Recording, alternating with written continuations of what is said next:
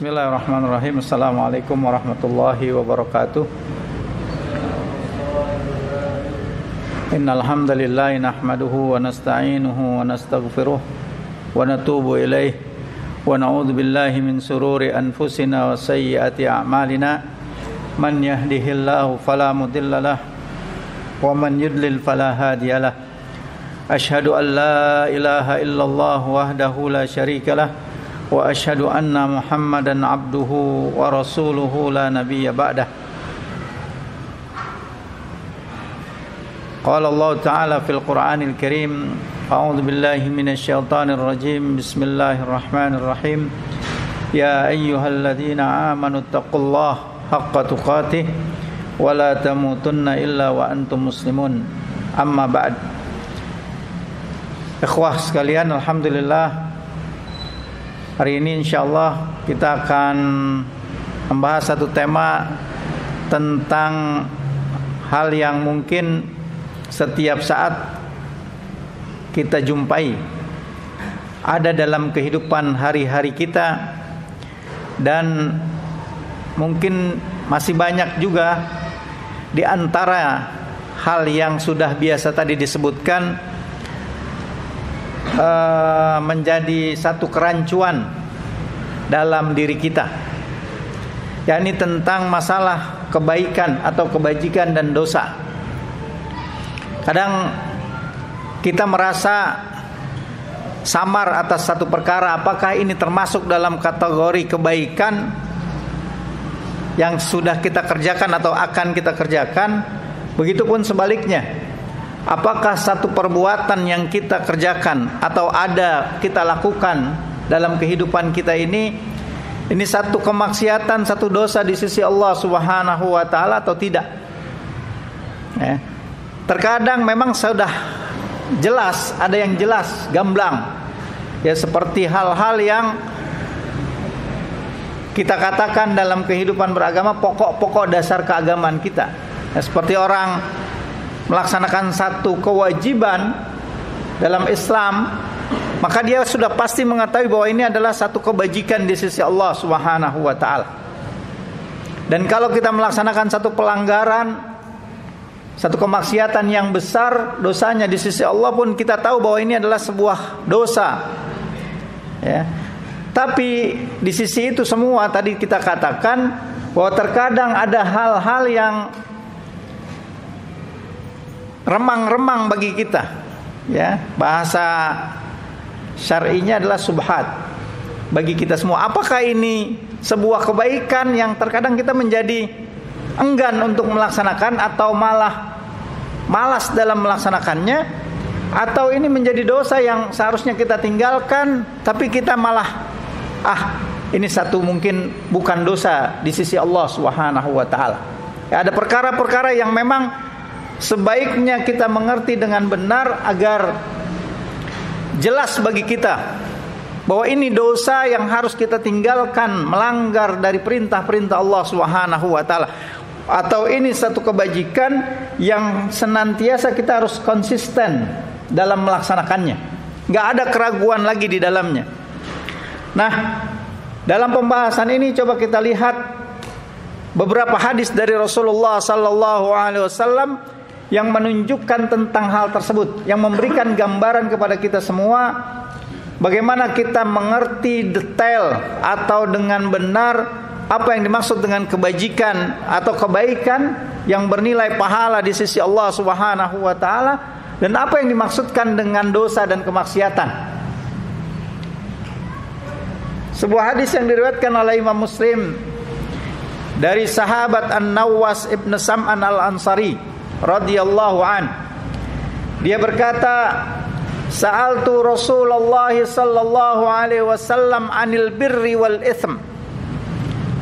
Aku bertanya kepada Rasulullah sallallahu alaihi wasallam tentang kebajikan dan dosa.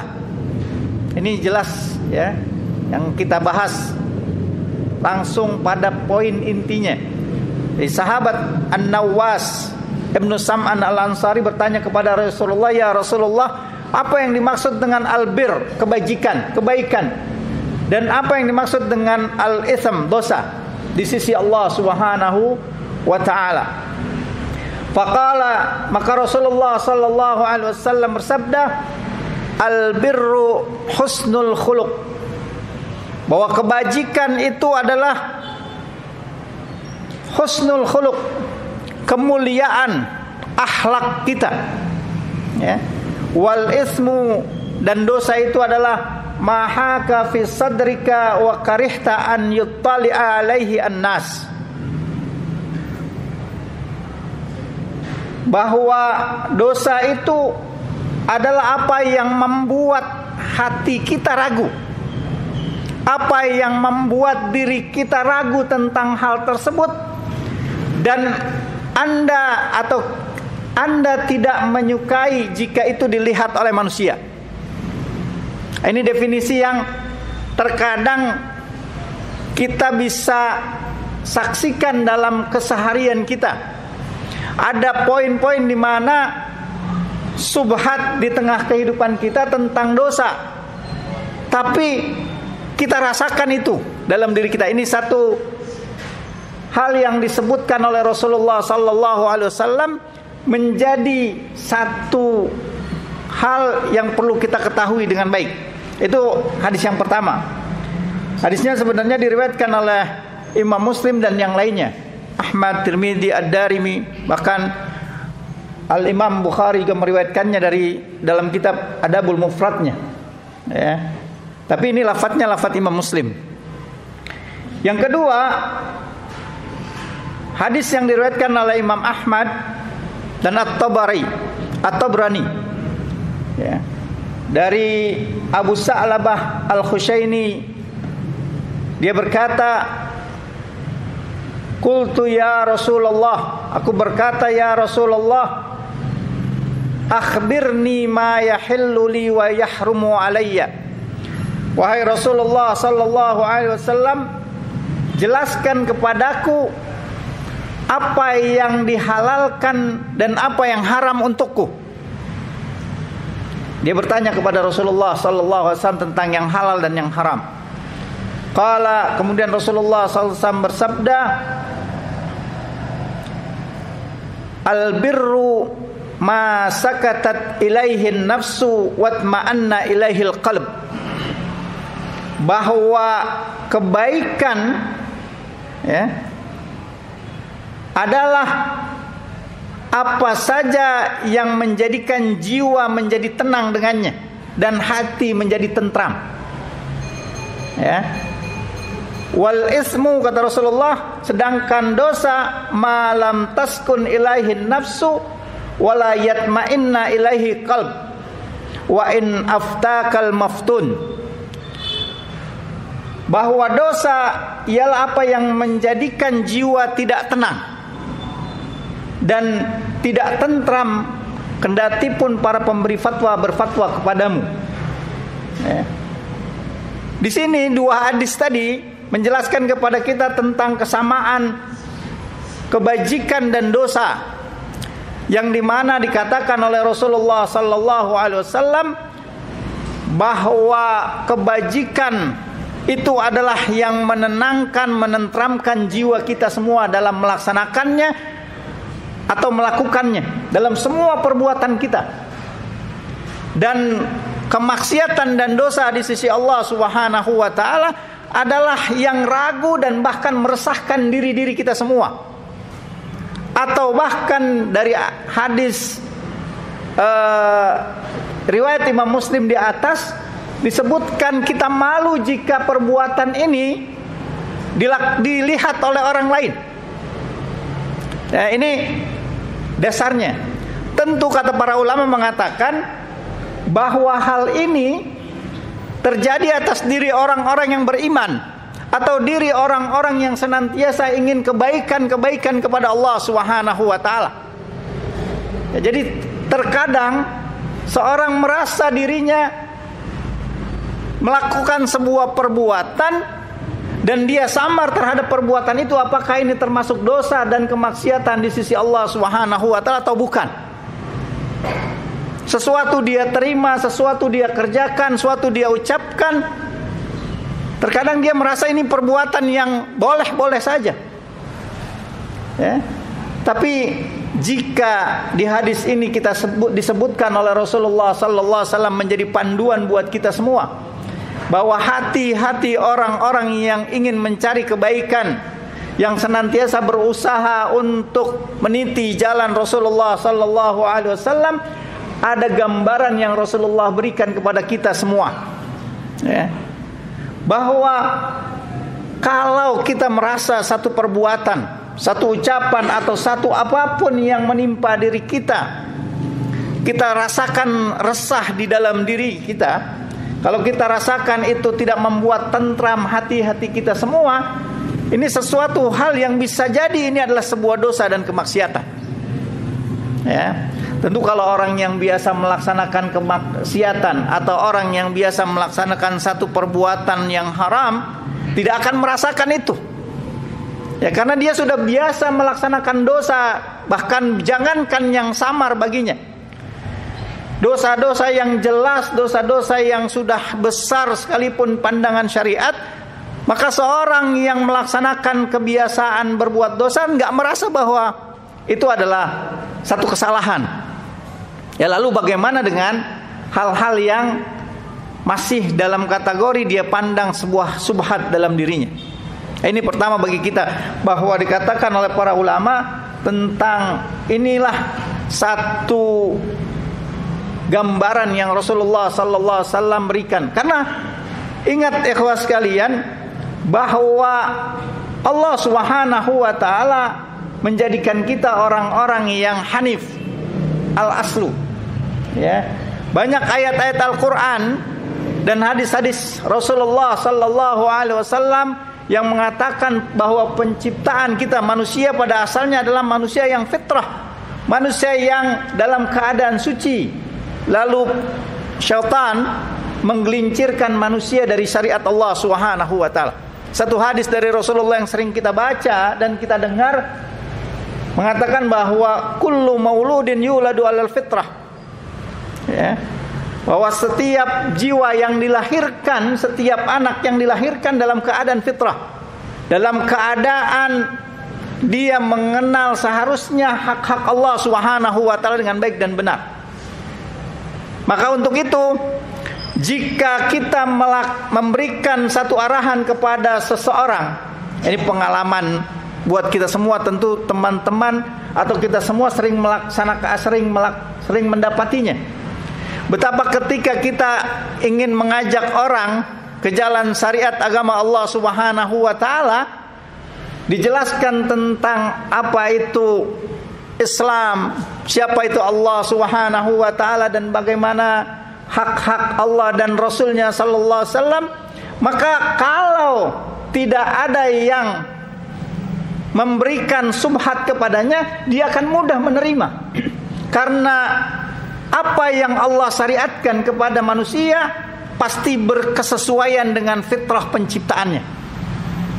Nah, terkadang kalau kita dapati kesulitan dalam berdakwah kepada manusia untuk meniti jalan Allah, meniti jalan sunnah Rasulullah sallallahu alaihi wasallam, itu kita dapati ada pembisik-pembisik yang memberikan subhat kepada orang tersebut, yang akhirnya mereka banyak menentang dakwah kepada agama Allah Subhanahu wa taala.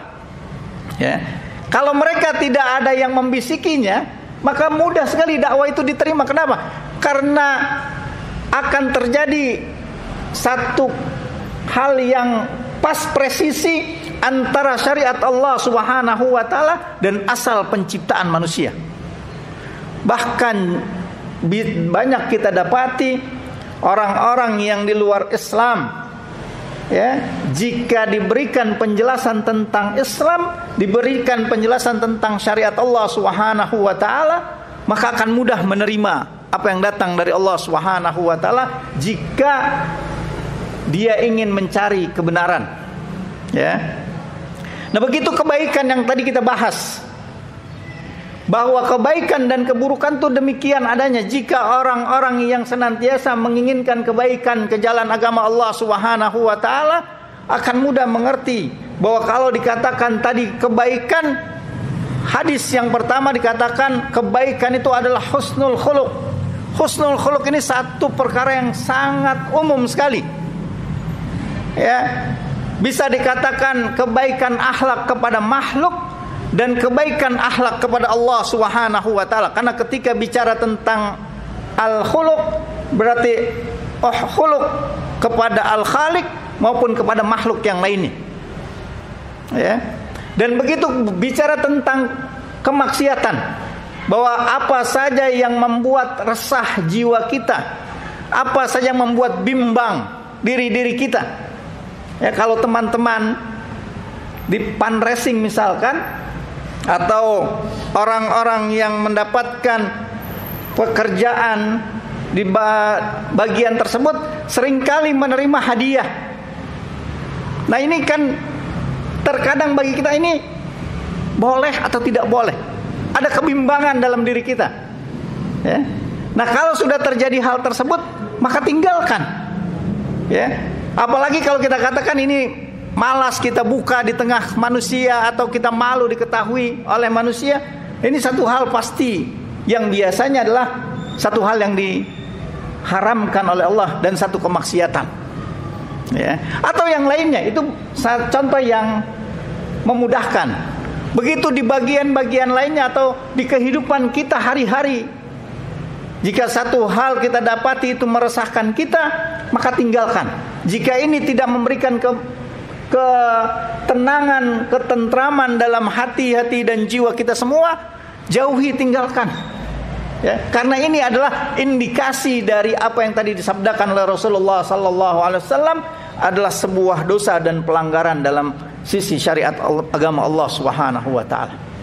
Ya, walaupun nanti banyak satu hal fatwa dikatakan, ya, walaupun banyak fatwa memberikan kepada Anda, ya, jika kita tidak senang dalam ini, sudah tinggalkan, jauhi, karena ini lebih berkesesuaian dengan hadis-hadis Rasulullah SAW yang juga dikatakan, ya, bahwa al halal bayyin, ya, wal haram bayyin, ya, wa bainahuma amrun mustabihat, bahwa yang haram jelas, yang halal pun sudah jelas, dan ada di antara keduanya itu hal-hal yang subhat, ya, perkara-perkara yang samar bagi kita semua. Nah, perkara-perkara yang samar, maka untuk menjaga din, agama kita dan kehormatan kita, diperintahkan oleh Rasulullah sallallahu alaihi wasallam untuk dihindari, untuk dijauhi, karena itu menjaga agama dan kehormatan kita. Sesuai dengan apa yang dikatakan oleh Rasulullah tadi dalam riwayat Imam Muslim dan Imam At-Tirmidzi, dikatakan bahwa kita merasa tidak tenang dengannya, merasa resah dengannya, maka jauhi, tinggalkan, ya. Nah, ketika bicara tadi albir, ini banyak sekali para ulama menjelaskan, ya, tentang makna albir tadi, kebajikan.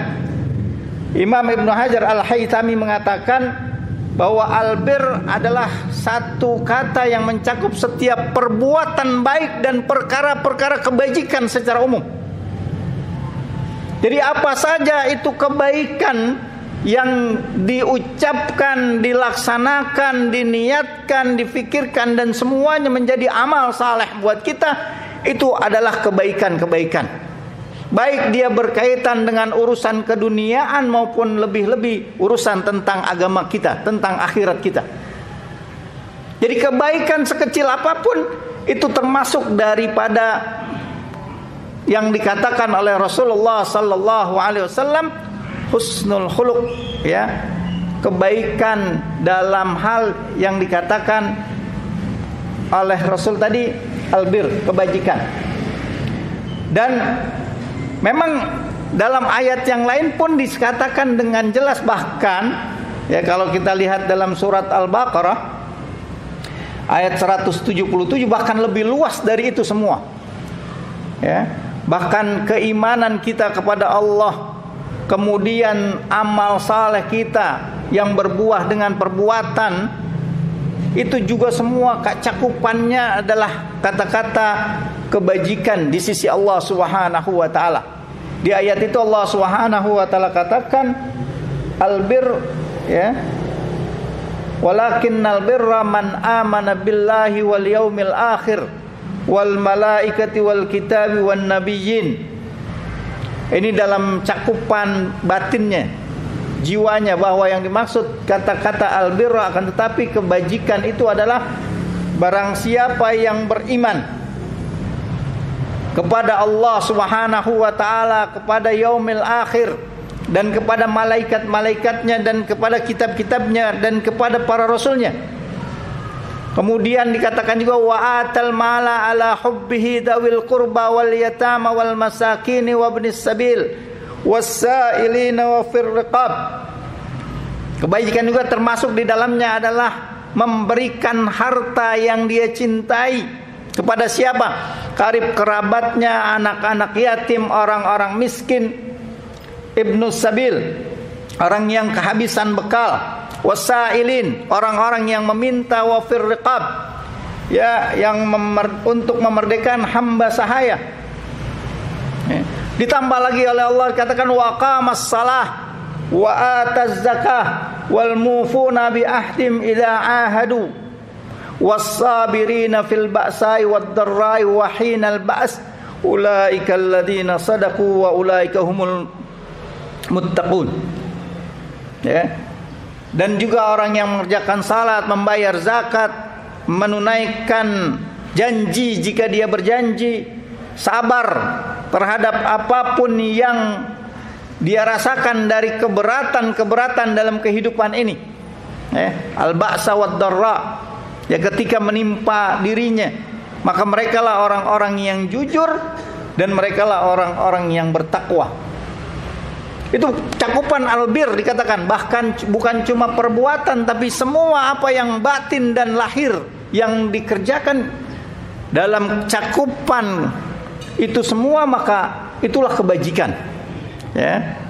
Jadi jika ada hal tersebut dalam kehidupan kita semuanya, maka ini termasuk kebajikan yang senantiasa harus kita kerjakan, yang harus jangan ragu tentang hal tersebut. Ada pahala balasan dari Allah Subhanahu wa taala. Bahkan kalau kita lihat tadi dikatakan dalam hadis riwayat Imam Muslim, katakan bahwa albirru husnul khuluq. Ya, maka husnul khuluq kata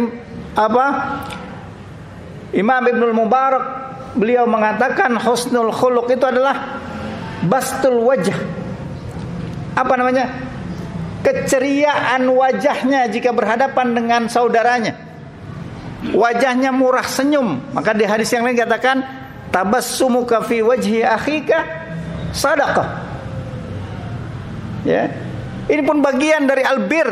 Jadi jangan merasa kalau kita senyum kepada saudara kita itu cuma hal yang biasa, cuma hal yang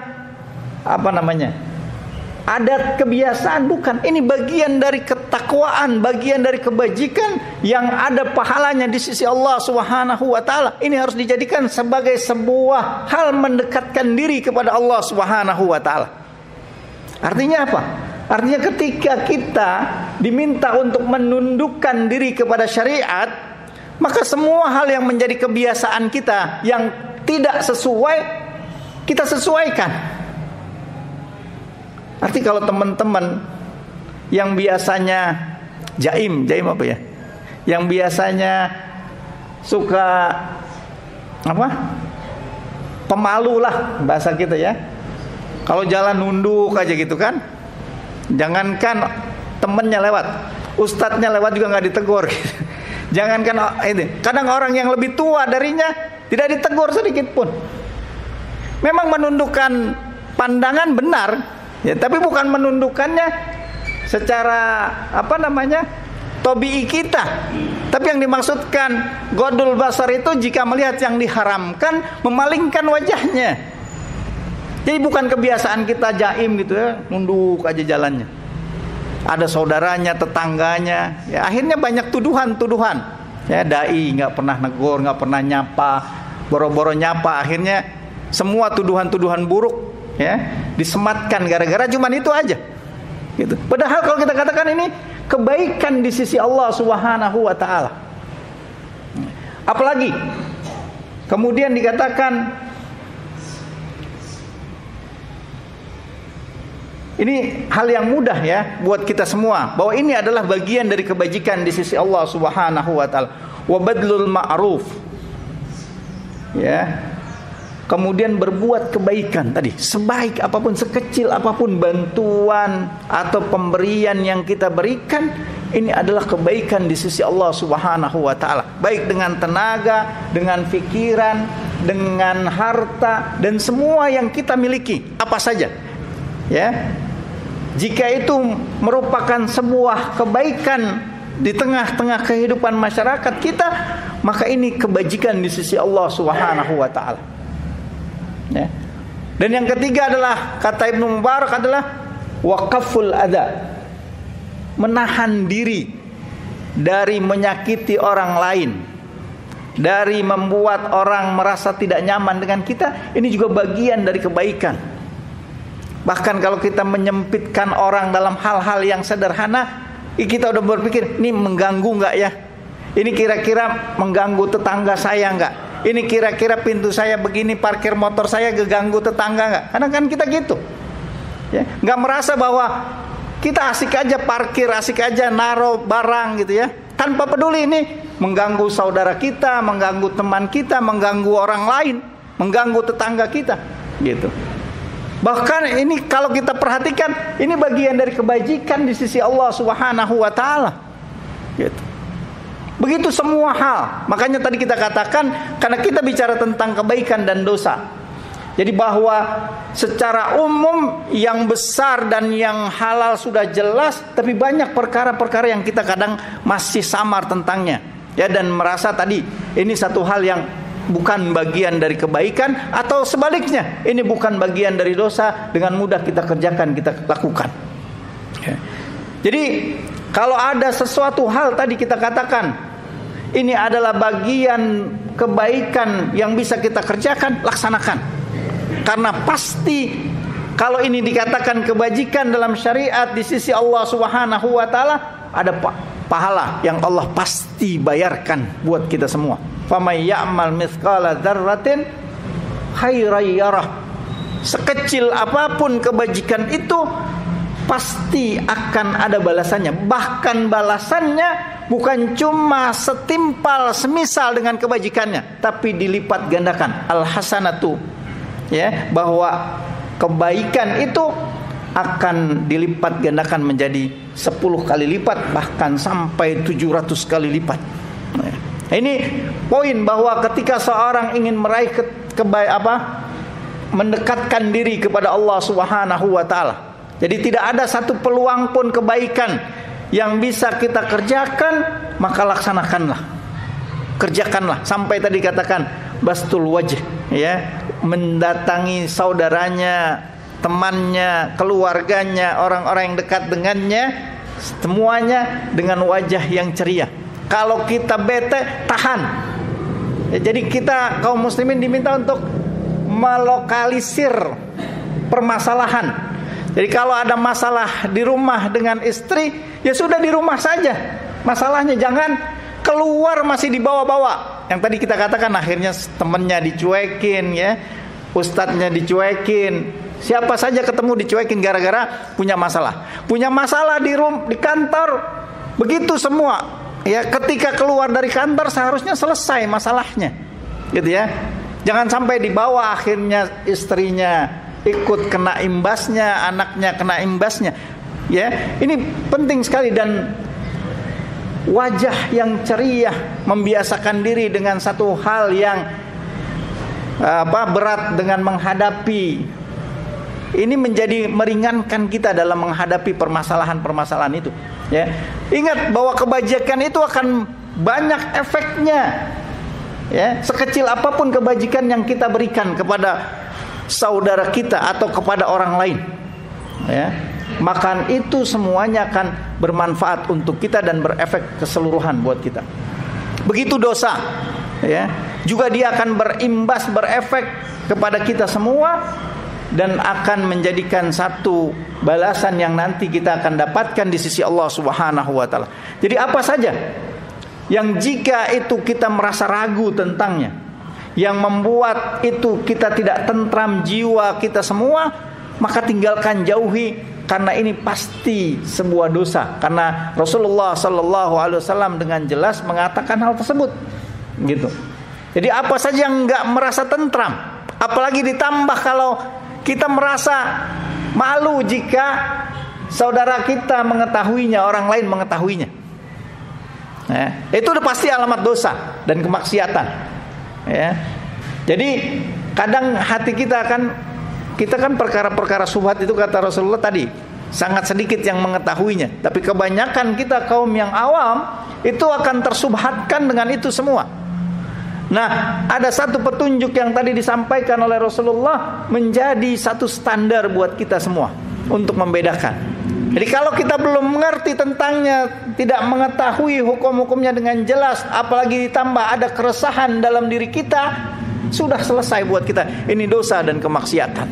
Gitu. Ya, dan itu biasanya perkara-perkara yang tadi kita katakan, perkara-perkara yang kita dapat alami dalam kehidupan kita. Ya, baik di kantor, di rumah, di tengah masyarakat, dalam bisnis kita. Ini kok banyak perkara-perkara yang subhat, gitu ya. Tentang hal yang kita nggak tahu, itu masih banyak sekali. Ya, karena luasnya